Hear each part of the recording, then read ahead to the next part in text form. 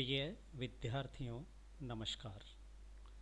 मैं Ashok Meena, assistant professor, government college Rajgarh, आज आपको राजऋषि भर्तृहरि मत्स्य विश्वविद्यालय अलवर राजस्थान द्वारा बीए पार्ट थर्ड के अर्थशास्त्र विषय के प्रथम प्रश्न पत्र परिचयात्मक समष्टि अर्थशास्त्र के सिलेबस और परीक्षा योजना के बारे में जानकारी प्रदान करेंगे।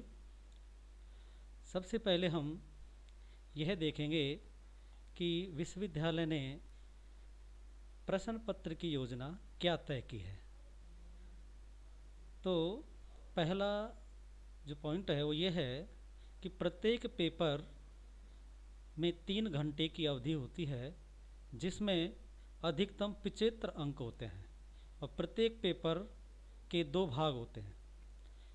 तात्पर्य यह है कि 3 घंटे का पेपर होगा और पेपर 75 नंबर का होगा, क्योंकि आपके 75 नंबर का फर्स्ट पेपर होगा, 75 नंबर का सेकंड पेपर होगा, तो 150 नंबर आपके दोनों पेपरों को हो गए और 50 नंबर का आपका होगा प्रैक्टिकल। तो इस प्रकार से टोटल 200 नंबर की परीक्षा अर्थशास्त्र विषय की होगी। अब हम ये देखेंगे कि जो प्रश्न पत्र है वो हमारा 2 भागों में बटा हुआ होगा। तो भाग 1 में 12 लघुत्तरात्मक प्रकार के प्रश्न आएंगे और ये जो प्रश्न हैं वो हमारे पेपर के पूरे सिलेबस को कवर करेंगे। सभी विद्यार्थियों को 12 में से 10 प्रश्नों का हल करना आवश्यक है और प्रत्येक प्रश्न 3 अंक का होगा। और इस प्रकार से ये जो लघुत्तरात्मक प्रश्न है इनका उत्तर लिखने की शब्द सीमा भी विश्वविद्यालय ने तय की है कि आपको इनका जो उत्तर है वो 75 शब्दों से अधिक नहीं होना चाहिए। और इस प्रकार ये जो पहला भाग है जिसमें 10 प्रश्न आपको 3-3 नंबर के करने हैं, ये 30 अंक का होगा। फिर दूसरा भाग जो है उसको 3 खंडों में विभाजित किया जाएगा। अब ये क्यों किया जाएगा ये हम सिलेबस में देखेंगे कि हमारा जो सिलेबस है, पाठ्यक्रम है, वो भी 3 खंडों में विभाजित किया गया है। तो इसी तरीके से जो हमारा प्रश्न पत्र आएगा वो उसका जो सेकंड भाग है वो 3 भागों में बटा हुआ आएगा, जिसमें प्रत्येक खंड में 2 निबंधात्मक प्रकार के प्रश्न होंगे और उम्मीदवार को इस तीनों खंडों में से एक एक प्रश्न का चयन करते हुए कुल 3 प्रश्नों के उत्तर लिखने हैं और सभी जो खंड हैं उनमें से एक प्रश्न का चयन करना है। सभी प्रश्न समान अंक के होंगे और इन निबंधात्मक प्रश्नों के जो अंक हैं वो 15 होंगे। एक प्रश्न 15 नंबर का होगा और कुल 3 प्रश्न करने होंगे। तो इस प्रकार से भाग 2 में 45 अंक के क्वेश्चन होंगे। तो पहला जो भाग था जिसमें 10 प्रश्न थे 3-3 नंबर के, 30 नंबर के, और दूसरा भाग है उसमें 3 प्रश्न 45 नंबर के। इस प्रकार से ये हमारा जो टोटल क्वेश्चन पेपर है वो 75 नंबर का हो गया। अब एक चीज़ आपको और ध्यान रखनी है कि उम्मीदवार को सैद्धांतिक और व्यवहारिक परीक्षा में अलग अलग उत्तीर्ण होना आवश्यक है। अब आप समझ गए होंगे कि यहाँ सैद्धांतिक परीक्षा तो जो आप पेपर देंगे वो होगा और व्यवहारिक परीक्षा का तात्पर्य यहाँ प्रैक्टिकल से है। अभी हमने चर्चा की कि 50 नंबर का आपके प्रैक्टिकल होगा, जिसमें अलग से आपको उत्तीर्ण होना आवश्यक है, जिसके मिनिमम मार्क्स 18 हैं। 50 में से 18 नंबर लाना आपको आवश्यक है। यदि आप 18 नंबर नहीं लाते हैं या पेपर में एब्सेंट होते हैं तो आपके भले ही क्वेश्चन पेपर में आपके 75 में से 75 भी आ जाएं तो भी आपको पास नहीं माना जाएगा, वो आपका पेपर ड्यू रख दिया जाएगा। तो ये हुई हमारी विश्वविद्यालय द्वारा निर्धारित की गई परीक्षा योजना या प्रश्न पत्र किस प्रकार का होगा इस संबंध में। अब हम चर्चा करेंगे पाठ्यक्रम के बारे में। जो विश्वविद्यालय का पाठ्यक्रम है उसको 3 इकाइयों में विभाजित कर दिया गया है, इकाई ए, इकाई ब और इकाई स, और तीनों इकाइयों में अलग अलग टॉपिक्स हैं। अभी हमने जो परीक्षा योजना देखी उसमें हमें पता लगा कि हमें प्रत्येक खंड में से प्रश्नों का आंसर देना आवश्यक होता है। तो पहले खंड में से 2 प्रश्न बड़े आते हैं, दूसरे खंड में से भी 2 बड़े प्रश्न आएंगे, तीसरे में से भी 2 बड़े प्रश्न आएंगे, और तीनों खंडों में से एक एक प्रश्न का करना अनिवार्य है। तो अब हम देखेंगे कि पहली इकाई जो है उसमें कौन कौन से टॉपिक्स हैं। तो इसमें समष्टि आर्थिक चरों की मूल अवधारणा और विधि। दूसरा है वास्तविक और नाममात्र की मात्रा, मतलब एक्चुअल और नॉमिनल क्वांटिटी। स्टॉक और प्रवाह चर, मुद्रा का मूल्य, मुद्रा के मूल्य में परिवर्तन, जिसे हम स्फीति, अविस्फीति और स्टैगफ्लेशन मुद्रा परिमाण सिद्धांत इनके माध्यम से स्पष्ट करेंगे। मुद्रा की मांग का फिशर, कैम्ब्रिज और कीन्स का सिद्धांत, ये भी हमें इकाई ए में अध्ययन करना होगा। तो ये इकाई ए के टॉपिक्स हैं। फिर है इकाई ब। इकाई ब में जो टॉपिक हैं उनमें पहला है बचत, ब्याज, विनियोग, मजदूरी और रोजगार का परंपरागत सिद्धांत, क्लासिकल थ्योरी हम इसमें पढ़ेंगे। फिर पूर्ण प्रतिष्ठित मॉडल, इसमें हम रोजगार और आय का जो पूर्ण क्लासिकल मॉडल है उसका अध्ययन करेंगे।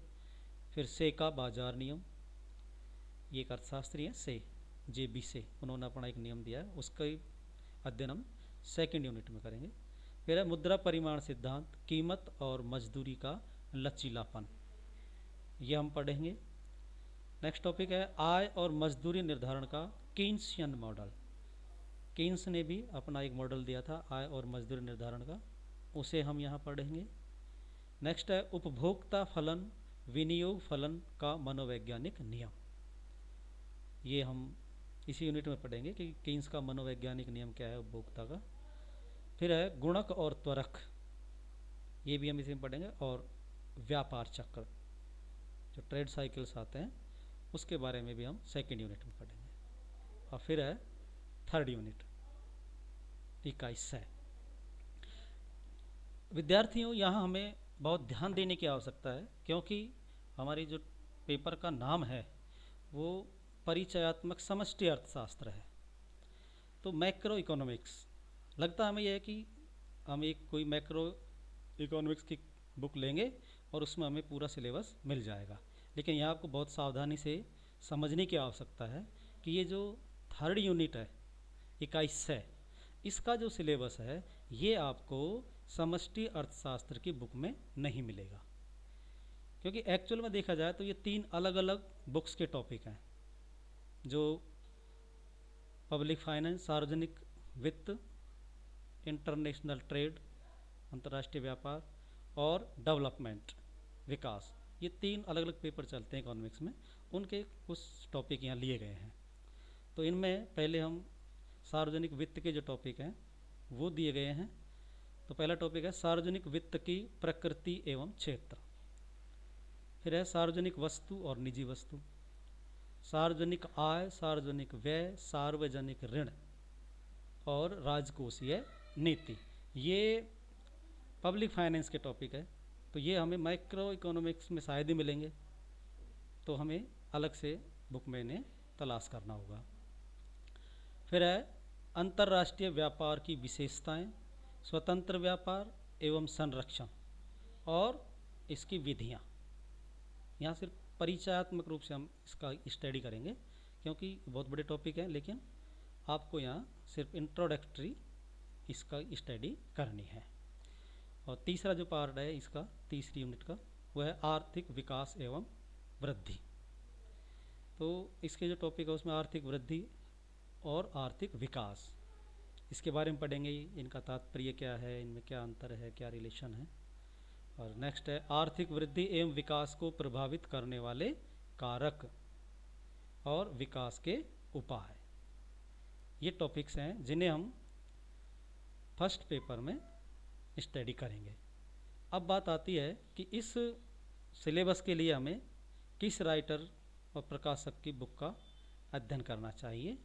तो इसके लिए मेरा एक सुझाव यही रहेगा कि हमें जो मैक्रो इकोनॉमिक्स के टॉपिक्स हैं, जो यूनिट इकाई ए और इकाई ब, उसके जो टॉपिक्स हैं वो हमें मैक्रो इकोनॉमिक्स में मिल जाएंगे। और इसके लिए हम लक्ष्मी नारायण नाथुराम का द्वारा जो प्रकाशित बुक है उसका आप अध्ययन कर सकते हैं।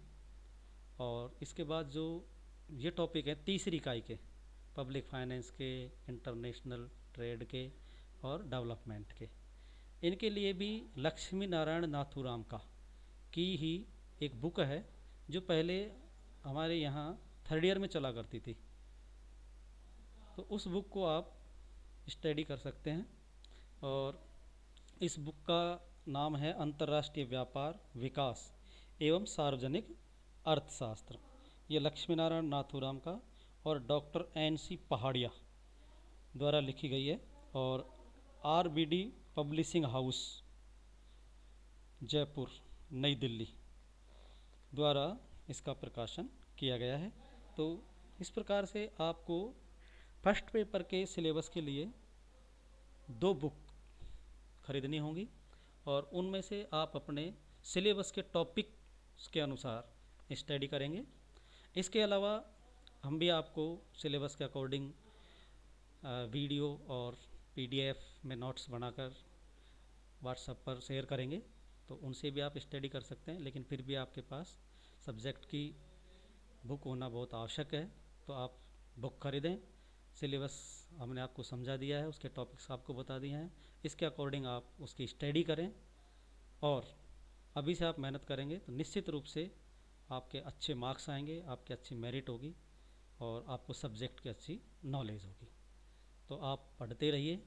और ये जो कोरोना का टाइम है इसे आप सिर्फ कोरोना समझकर, कोरोना का मतलब ये नहीं कि हमें कुछ नहीं करना है, क्योंकि कॉलेज ज़रूर बंद हैं लेकिन आपकी पढ़ाई नियमित रूप से चल रही है, आपके एडमिशन नियमित रूप से कर दिए गए हैं और आपकी परीक्षाएं भी निश्चित समय पर होंगी। इसलिए आप अपनी तैयारी कंप्लीट रखें, आप हमारे संपर्क में रहें।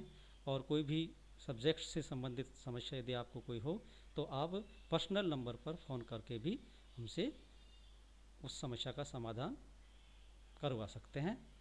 तो इसी आशा और उम्मीद के साथ कि आप इस सिलेबस के अकॉर्डिंग अपनी स्टडी जारी रखेंगे। धन्यवाद।